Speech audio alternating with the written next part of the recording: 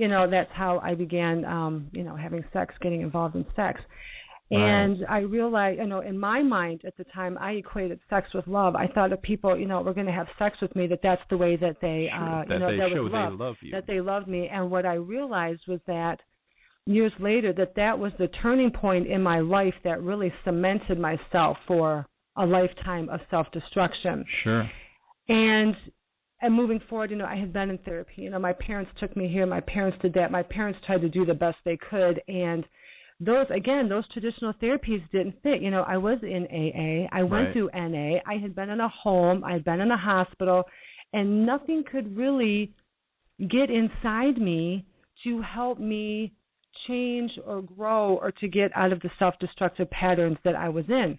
That was so deeply ingrained in you. How could you? It was. And I, got married. And like I said, and that didn't work out. My husband was an alcoholic, and through the years of, being in an uncomfortable marriage and just being uncomfortable in life, I drank and drank and drank. I got to the point to where I couldn't be soaked in alcohol enough. I couldn't pour enough down my throat, and I couldn't kill enough of the pain that I had and enough of the shame and the guilt and all these things that I carried with me. Those are real strong emotions. Absolutely. And they just, they don't go away easy. And, I can understand that feeling of just wanting to wash it away with whatever substance it takes. And I went from man to man to man, from bad relationship to bad relationship, making the same choices over and over again. Right. And each relationship I got into, was worse than the last.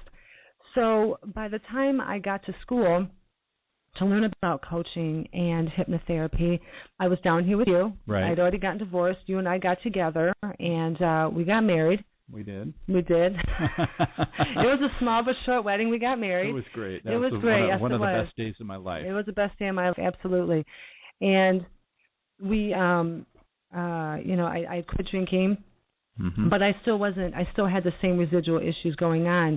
I'd had my eyelash business at the time, and all of a sudden I just got this call somewhere in my spirit that I had to go to this particular school and get massage credits for whatever reason. And when I got there, it was supposed to be a 15-minute appointment. I walked out enrolled in a 2-year degree program at Southwest Institute of Healing Arts. I go in there. That once they get you, they get you. They do. You go in there. Sweetheart. You go in there. You go in there for one thing, and all of a sudden you're there for life. But sure. I did. I actually walked out with a 2-year degree, and I had no idea what coaching was. Right. I knew a little bit about hypnotherapy. And I didn't know it at the time I was going to become an ordained minister. But that calling was to come a little bit later. And the coaching was great. I got into it. I was a little apprehensive. Right. But, one thing I want to say is about the hypnotherapy, and that's really what I focus on in my part of the business.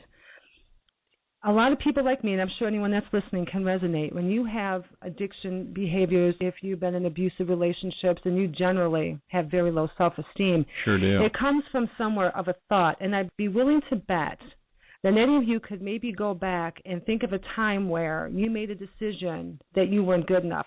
Right. And that was the one thing that we learned in hypnotherapy class, that our teacher, and when she said that, it was like hitting the nail on the head. Exactly. There was somewhere I didn't know, I made a decision that I wasn't good enough.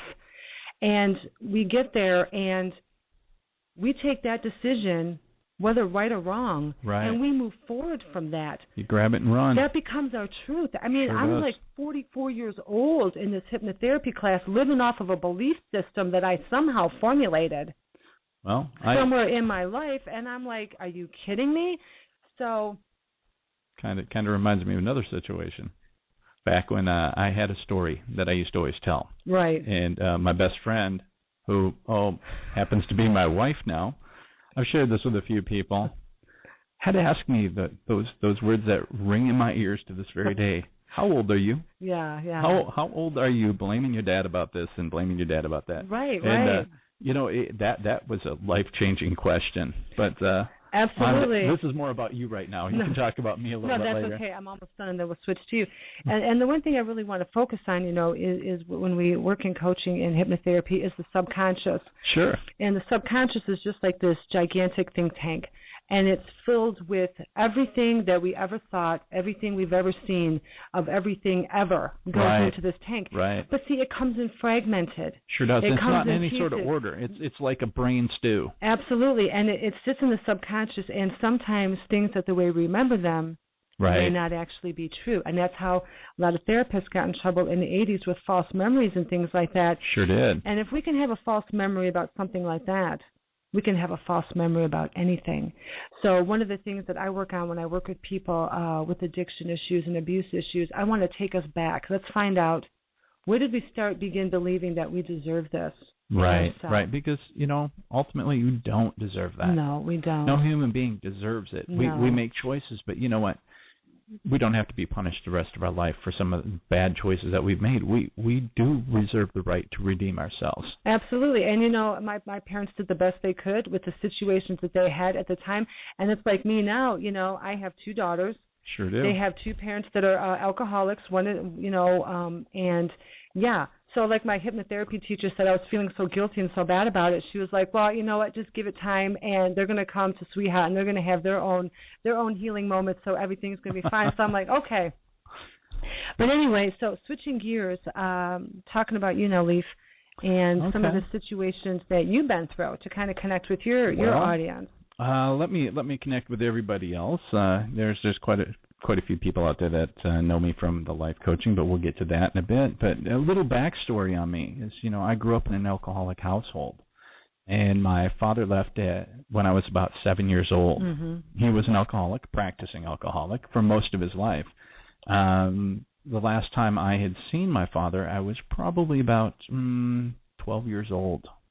He had passed away back in 95, and I had never really seen him in that whole time. Which was too bad, like 15 years went by. He did find sobriety in his own way, but, being raised in that household, there was a situation where my mother was left with 3 boys, okay? It's hard enough to raise boys, but you don't have a dad to, get them in line. Yes, yes. And, granted, I have to say, in my oldest brother's defense, he stepped up as the man of the house. Yes. And, he was working his 2 jobs. He was kicking money my mom's way, trying to do what he could. Mm-hmm. And, my mother did the best she could. Yes. And she's a wonderful mother and a wonderful lady. And I definitely have to acknowledge that, Our mothers do the best they can. And my mother, faced with the same diversity, sure. And they just make it work. So my mother remarried, and, my stepfather, he was a recovering alcoholic. So it was a little different dimension to it. But here was a guy who was thrust into our life without having, a big family like that, 4 boys, all of a sudden, boom. And not having any experience. Not having that experience. And I'll tell you what, that was a lot. And, I've had conversations with him where he looks at me and says, yeah, you know what? I knew just as much as you kids know. So, I hope you forgive me for that. But you know what? He was willing to be there. He stepped up and he was willing there. To be there. Absolutely. For better or for worse, whatever. He was there. He was there. And he did his best. Yeah. And you know what? Hey, here I am, on a radio show. I'm doing all right, But anyhow, back. I'm going to get out of my past here pretty quick, but let me take a little pit stop back to Catholic school. Yes. Where I did 6 years. It's almost like doing time. I did 6 years at Our Lady of the Lake, but I'm much better. So in those 6 years, some of my problems began with, the indoctrination of guilt and shame into my life. There are a lot of things that you were indoctrinated to feel shameful about or feel guilty about. That's a killer.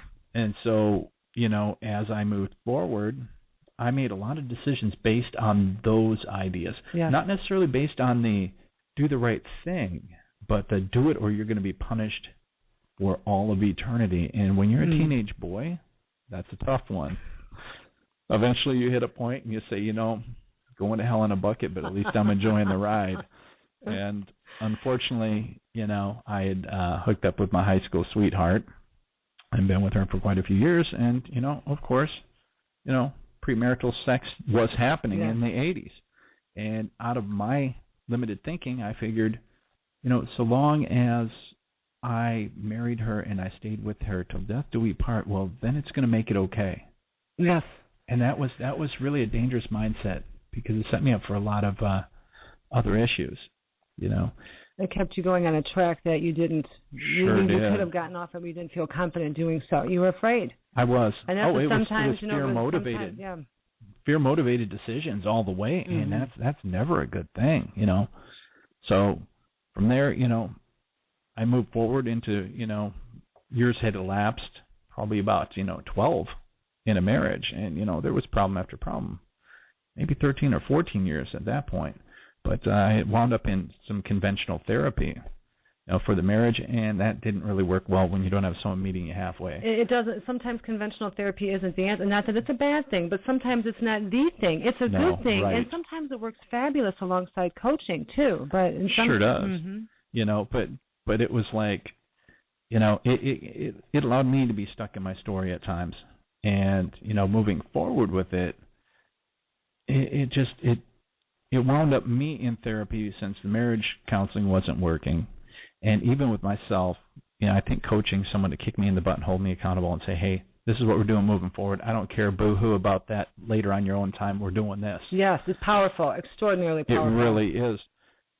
Unfortunately, moving forward, my marriage failed. It was one of those situations that happens. That, you find yourself in a very dark place. Yes. That you can't get out of. Yes. And at least in my dark place, I had 2 children that I could look at their little faces and say, it's worth staying in this world. Yes. When you get to that point, people will learn more about that later at another time. But suffices to say, my marriage failed, and I moved forward with very little but loss and anger. And I had problems with anger. Pretty bitter at life, bitter at all sorts of other things. I moved forward into a few relationships kind of quick, and I got to experience all sorts of fun and games that I really thought I had gamed it and cheated the odds with staying in this one relationship. And I found, a lot about how my boundaries were broken. Yes. That's a big issue with divorce. It was. I had poor boundaries. And, just because someone says I love you doesn't mean they love you. Absolutely not. And just because someone says they're your friend doesn't mean they're your friend. No. And it takes letting people prove themselves, waiting for people to arrive before you really make those judgments about them. But, moving forward, dealing with infidelity and all sorts of other new experiences in those relationships. Well, that infidelity, I've been on, unfortunately, on the ends of both of it. I've been in a situation where I have cheated on people, and I've been in a situation where I've been cheated on. And, and sometimes I hear people say these things, they feel empowered by cheating, or, they feel empowered by being involved with married people or people in relationships. And firsthand experience, you and I both know that, infidelity does nothing. I mean, you think you're getting ahead, you think you're being sneaky, you think you're being sly, you think whatever, or you're not going to get caught. Sure. And what you really do is you're damaging yourself. Oh, definitely. You hurt yourself. You ruin your self-esteem. You have more shame. You have more guilt. You hurt somebody. Sure do. Out of greed. Sure. Out of thinking you deserve something, and you have to look at that person and tell them what you did. And if you're in a relationship and you feel like that's the place you need to go, then we're going to talk about ways of avoiding that and having a different type of conversation with your partner first. Sure. Because that's a painful thing to live through. And I'll tell you, in my situations, I've been on both ends of that stick as well. Yeah. And I'll tell you what, nothing worse than carrying around that baggage of waiting for someone to drop a dime on you. Yes. Because of your infidelity. Yes. You feel like you're under someone's thumb the whole time. And sometimes people can put you under their thumb if they think they know something. Oh yeah. Yeah, they can make your life miserable. I've had people want to play that game as well. Yeah. It was sad. Yeah. It was a sad situation. Right. But beyond that, moving forward into our present, for people that know me, I've been married to Kristen, who's my best friend, and she's probably my greatest love. Okay. I've been married to her for 3.5 years, and she had entered school ahead of me. I was not in a situation of being able to just jump in and go with her. You were working. I was working. I was doing a few things. You were running your business, yes. And it was just trying to keep the back end stuff going while you kept your front end stuff going. And things, the universe works in mysterious ways. things were brought into perspective for us in the year and a half you were in school. Yes, I thoroughly agree. Divine. It was